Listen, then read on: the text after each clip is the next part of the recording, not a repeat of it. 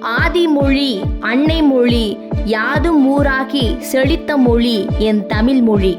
ராமாயணம் உண்மைதான் அப்படிங்கிற அடிப்படையில பல ஆதாரங்களை அடுத்தடுத்து நாம பார்த்துட்டு வரோம். அப்படி இந்த பதிவுல ராவணன் சீதையை கடத்தி சென்ற பாதை அப்படின்னு சொல்லப்படுற பகுதிகளை இன்னைக்கும் செயற்கைக்கோள்கள் மூலம், அதாவது சேட்டிலைட் மூலமாக பார்த்தா அந்த பகுதிகள் எல்லாமே ஒரே நேர்கோட்டில் இருக்கு.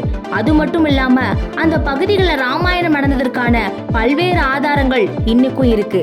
ராமன் சீதையை தேடி செல்லும் போது சுக்ரீவனை சந்தித்ததா ராமாயணம் சொல்லுது.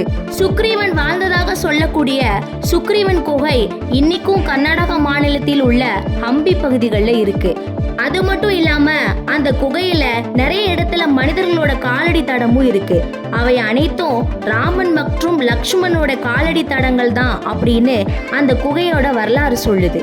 அடுத்த அனுமன் இலங்கைக்கு சீதையை காண்பதற்கு சென்றதா ராமாயணம் சொல்லப்படுது. அதற்கு ஆதாரமா இலங்கையில மிகப்பெரிய காலடி தடம் இன்னைக்கும் இருக்கு. அந்த காலடி தடம் அனுமனுடையதான் சொல்லப்படுது. மேலும் ஆதாரங்களை அடுத்த பதிவில் பார்ப்போம். வாழ்க தமிழ்.